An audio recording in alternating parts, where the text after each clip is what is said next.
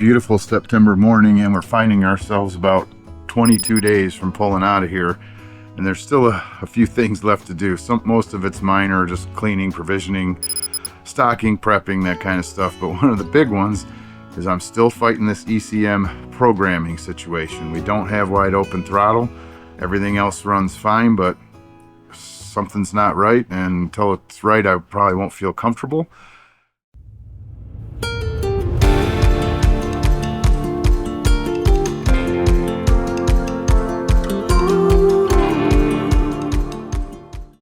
All the people trying to help me, Cummins and John and Ed and our new friend Jack down in Alabama, and one of the engineers at Cummins, his nickname is Fuzz, have really been trying to help me, but there's a series of tests they want me to do that's a little bit outside my wheelhouse, but I have to go up to the helm and manually move the levers and check the voltages on the throttle. So I don't have to start the engines, but I got to get my multimeter down underneath the helm, hook it to some wires, and take some readings at the helm, and then email all that information to them so they can continue to process what's going on. It seems crazy to me that we can't solve it, but at least I have these people interested in helping me solve it, so I'm going to do what they ask. Again, I'm not super comfortable with this, but I'm going to head up there and see if we can't get this data sent out to them. Underneath the helm is two throttle assemblies. They go up to the throttle levers at the helm,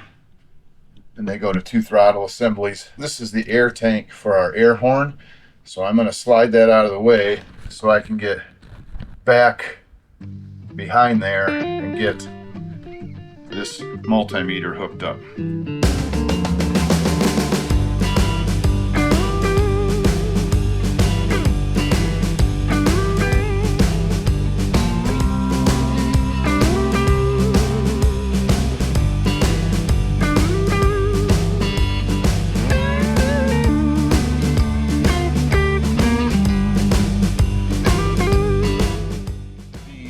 A throttle assembly.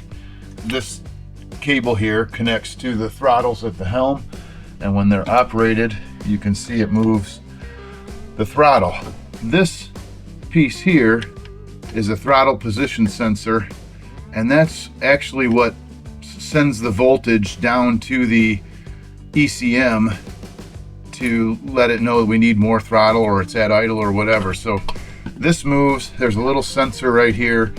It sends an electrical signal down to the engine room and tells the boat what to do, or what the engine's what to do.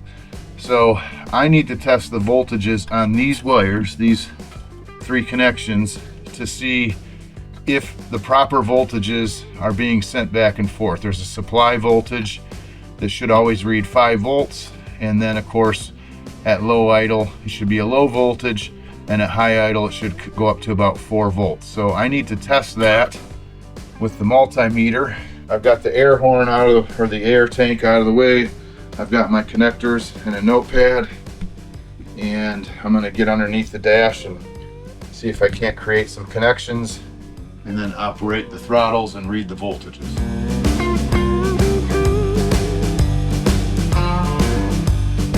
You can see there that I've used a couple pin type connectors to push into the wire, and the leads come back to my multimeter, where I'm taking voltage readings as I move the throttles up at the helm.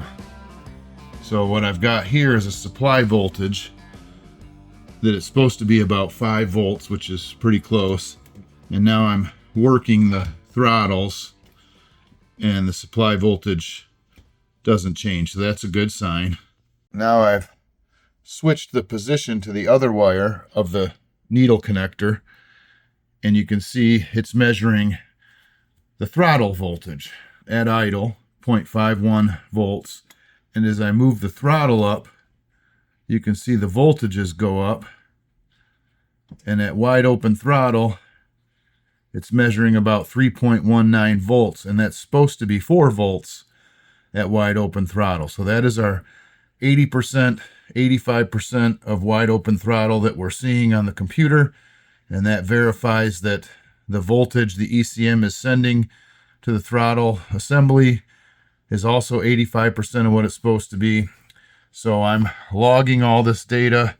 I'm also, just out of curiosity, flipping these switches back and forth on the helm to see if anything changes on the voltage.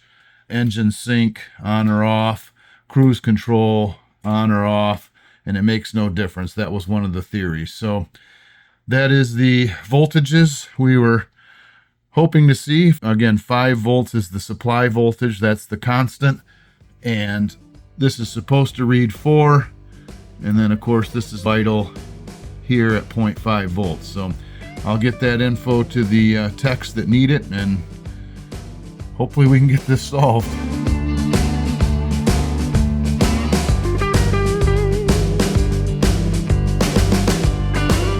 All of that data that I just collected is with the used ECM we installed the other day.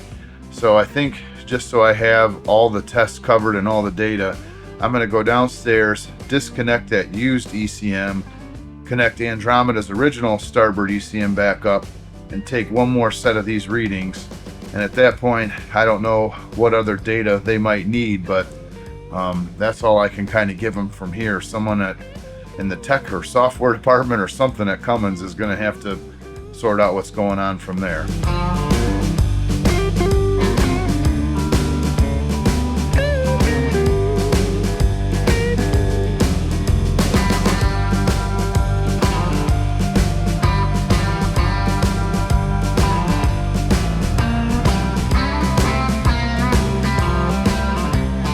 Our temporary test ECM, again with our sweet bungee hookup, is still hooked up from the other day, and that's where I read the voltage readings from. So I'm going to now take the temporary one off and hook Andromeda's ECM back up, and then I'll head back up to the helm and take some more tests.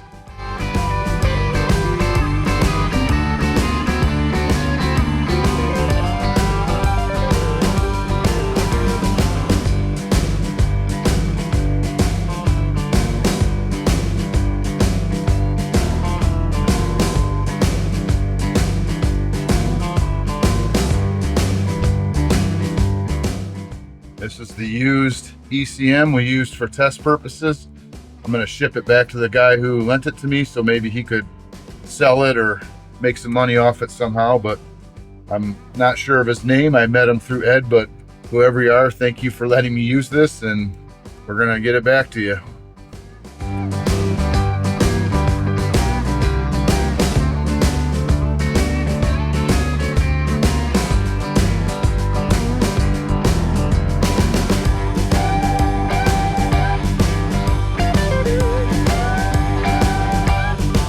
Andromeda's ECM is all connected back. Again, this big plate structure in the back is, a computer. It's a computer brain or a circuit board, and these are the wires that hook it back up. This is a plug that just tells which engine is master and which engine is slave, and that is the used ECM we used for a test.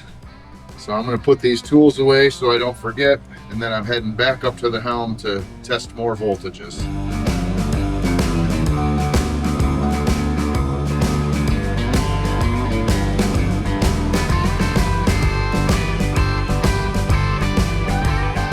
So I have Andromeda's original ECM plugged back in and hooked up.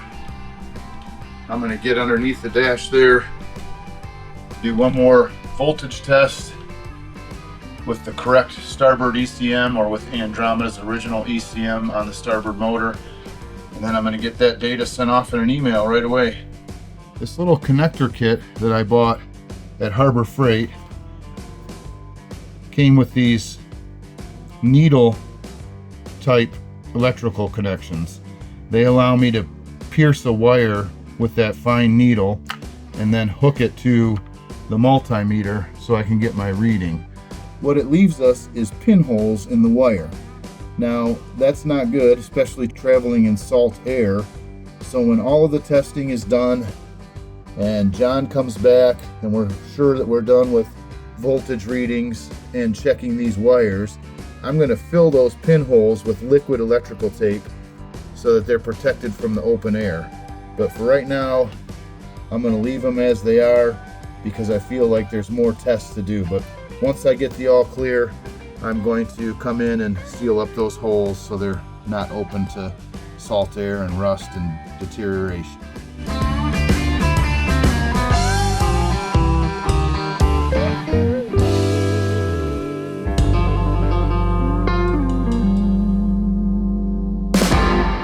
Well, not much more I can do today. I'm gonna go take some pictures and write some data in legible handwriting and send it off to everyone and wait for the next steps. But 22 days, I hope someone comes up with something. It is a beautiful Saturday morning in September, so I'm gonna see what else I can putz around with, or I might just enjoy some Michigan football. We'll see.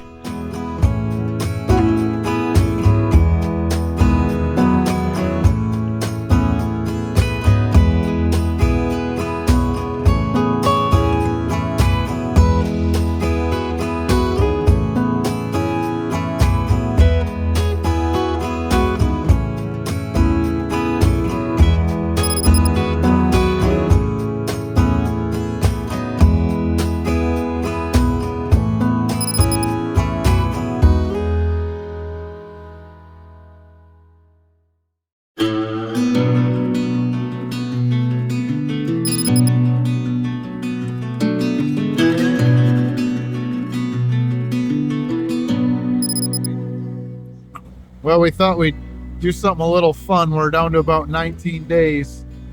So we took the Mr. Furley over to the Ludington Yacht Club to see if we could get a few burgies to take with us and maybe trade with other yacht clubs along the way. But now we're coming back from dinner, and you can see over Kathy's shoulder that we have to contend with the Badger. The car ferry's coming in hot. And I told him to slow down. She told me to slow down. I don't think we're gonna make it. What do you think? You nervous? Yes. He hasn't dropped the anchor yet.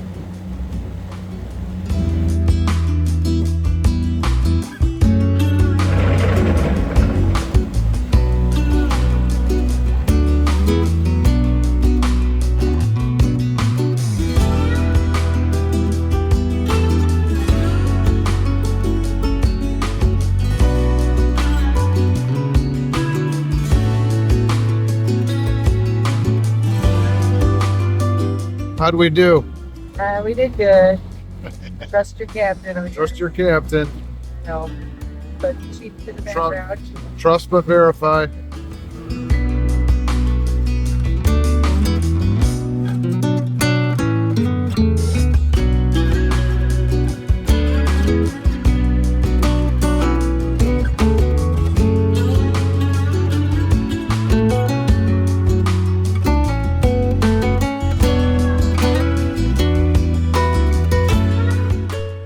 That was nice. We took a nice dinghy ride to dinner for the Tuesday night Ferdbergs at our local yacht club, and it's just nice because it's such a beautiful evening, and we're 19 days away from going, and it's a scramble, man. It's not. It almost feels a little more hectic than the first time, but so much to take care of at home, so much to take care of at work, and even on the boat, that it was just nice to, you know what, go out, get on Mr. Furley, go enjoy a beautiful night on the lake. We got to see the car ferry come in and just soak it up, because in 19 days, game changer. Yeah. We had such an extensive list and time went so fast. One of the things we didn't get to was waxing the top side of Andromeda. We thought all summer we're going to do it. We have time, and we ran out of time. But one of our friends, Jordan, from up at Sings, we met up at Sings Marina in Manistee. So Jordan and his guys are taking care of it, and man, they are doing a nice job. So it sucks for that little extra expense right before we go, but it's just something. It's taken him with a couple guys 3 days, and we just don't have time to dedicate to this right now. So Yeah, we're glad. 2 guys, full days, 3 days. 2 guys, 3 full days Yeah. of waxing the boat. So, and it's done right, and they know we're headed down to saltwater. So Yeah. It's nice to have them here. And they taught me some tricks too on how to get rid of spider poop I didn't know. This is the... Oh, I probably can't do that, can I? I don't care. This is supposedly the magic sauce. For spider. For spider poop. See side-eye. Say hi to you two.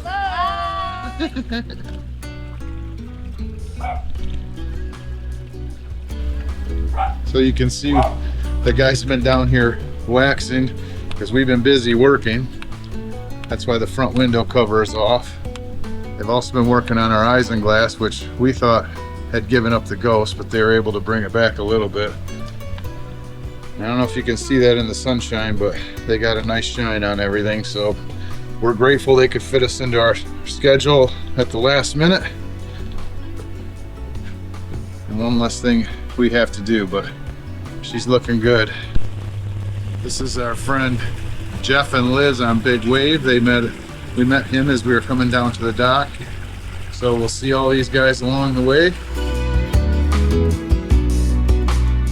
Dockhand went by in the golf cart and ripped our bike cover for us. So right at the last minute we had to get a new bike cover. No big deal, but that one is not doing a great job.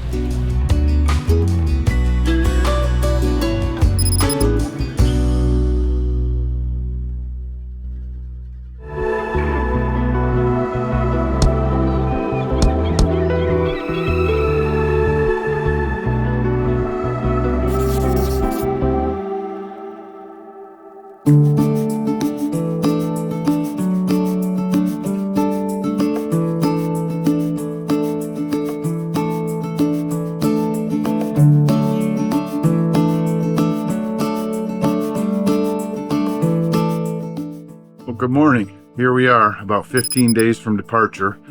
In about 15 days we'll take off here on loop number 2. It's about mid-September.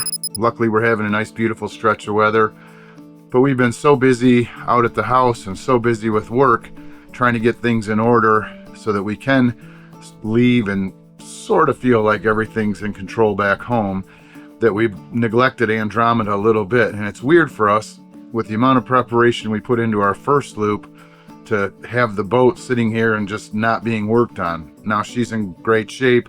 We've been traveling on her, so you know, safety gear and everything is already in place. We got to check it all and verify that it's still good. But so Kathy's out running some errands and I'm down here, and we're just going to start kind of punching out a project list of what do we want to get done before we go. And we're going to take advantage of this Saturday down here to do that. One of the interesting projects we're going to try and do today is get rid of our microwave convection oven. This was a microwave convection air fryer roaster combo that has all those functions but doesn't do a good job at any of them. So it does about a 50% air fryer and a not so great of a microwave. So we're going to pull this out of there and we're going to slide this in. We got a Ninja Foodie. It's the dual basket kind that this can come out and the whole tray can be an air fryer. It does have a broiler, a roaster, bake, reheat, dehydrate. So we're going to give it a try. We're not exactly sure if it's going to be any better. We're not sure if we're going to miss the microwave, but we talked about it, and kind of based on the use of this microwave, just because it wasn't that great of a unit, we thought maybe we get a little farther with this. A lot of people have said this is a great unit to have, so we're going to give it a shot. What I'm going to do is pull this microwave out of this cabinet, see if I can get this shelf to act as a slide to come in and out so that we can keep the air fryer in there, slide it out when we want to use it, and slide it back in after it cools down. So that's what we're working on today. Kind of a neat feature that Andromeda came with was this cutting board, or this sink cover, that fits over the sink and extends the usable space of our countertop. So if I can't get this shelf to slide out the way we think it will work, it's okay that we can store the air fryer in here and set it here when we need it to work. And then this piece just stores on top of our fridge down below. So we have a backup plan. This gets us a little more counter space. Not super practical, but it does work. But it'd be better if we could get that air fryer to slide in and out of here.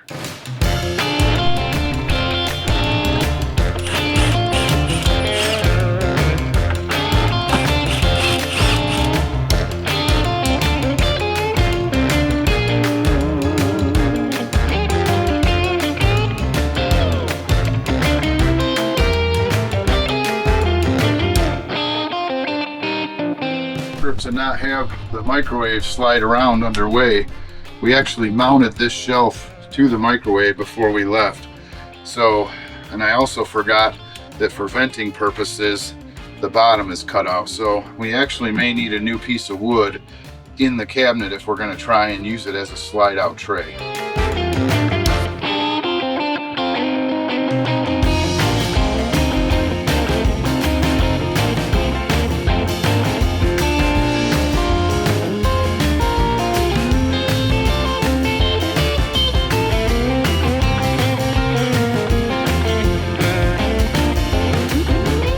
See now that there's plenty of room in here to at least store the air fryer and maybe even some other items depending on how big it fits or how big the slide out shelf is. But this shelf that was mounted to the microwave, I thought was a solid piece of wood that I could maybe get some glides and have slide out and slide back in. So if I think that will work, I'm going to need to get a new shelf to put the air fryer on, but first I'm going to see how the air fryer fits in this opening. It's kind of meant to be, there's plenty of room in this cabinet to store the air fryer. Wouldn't even know it's there. And you could open these doors and again pull the unit out, but we want to have it so that we can pull the unit out safely. I mean, that's one option without a slide out shelf, but it'd be nice. There is room on top, so I'm going to see if I can't get a piece of wood cut and find some runners at the hardware store so that we can get this unit to slide in and out of that cabinet.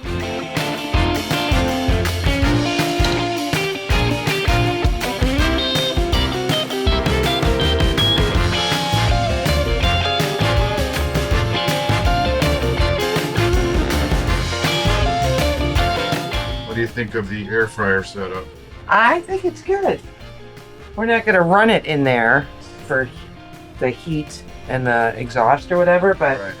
we're thinking we can get maybe make a pull-out drawer. Yeah. If not, our sink has this, we never used it, but there's this insert that we can just pull it out. Because we don't want to put it up here, and although it does seem like possibly could if we had to, because this is higher up over the lip, but this would be better to use. I'd sure like it tucked away in there if we could. Oh, for sure, for sure.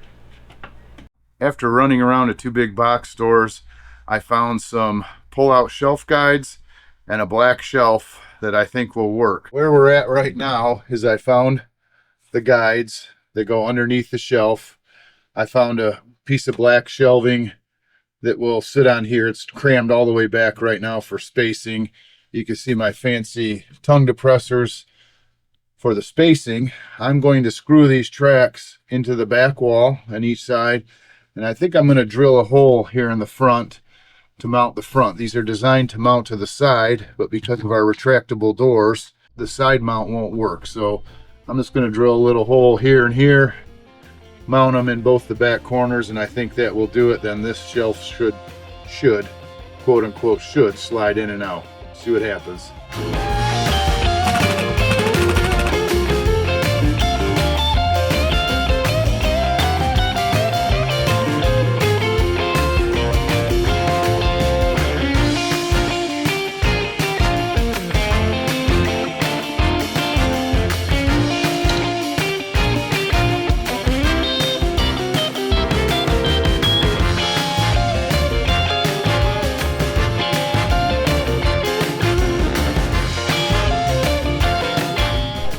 Well, it's not exactly how I wanted it to turn out, but I think we're gonna call that good for now. It does slide in because I had to mount the doors on the bottom. They do catch a little bit, And I don't like that the Ninja's not mounted to the shelf. Maybe I could put a little stop or something under to keep it from moving around. But for the time being, I guess that's kind of what we were trying to achieve, because now we can tuck it away and you don't even know what's in there. We can pull it out when it's time to use it. It's got plenty of air behind it. So we'll call that good for now and give her a test run here as we head underway and see if we like it or not.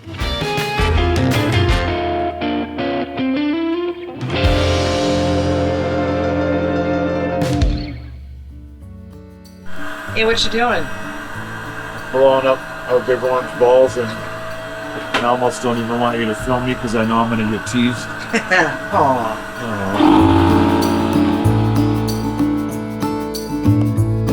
For you, Scott.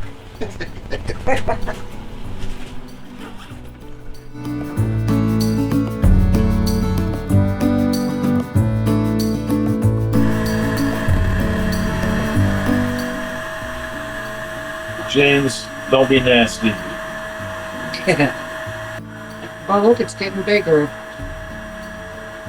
These are bigger, I think, than they need to be, and a little bit ridiculous, but they make the locks so much easier once we learn how to put them on the Andromeda so the boat would lay parallel to the wall. No fenders, no nothing, just flip these over and use them. So a little bit of a ridiculous size, but it really did work good for us.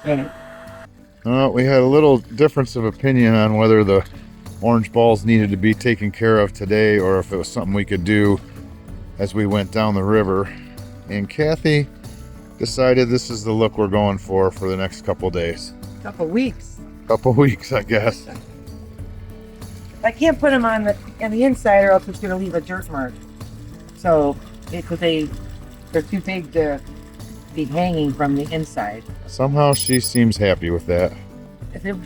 Very happy.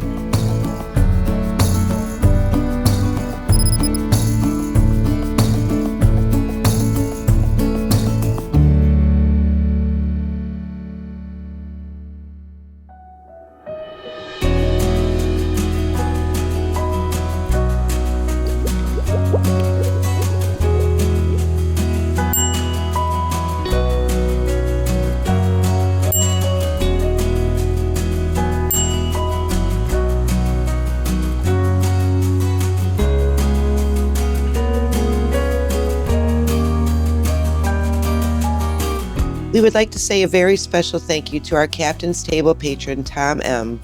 And as always, a huge thank you to all our patrons. We couldn't do this without you.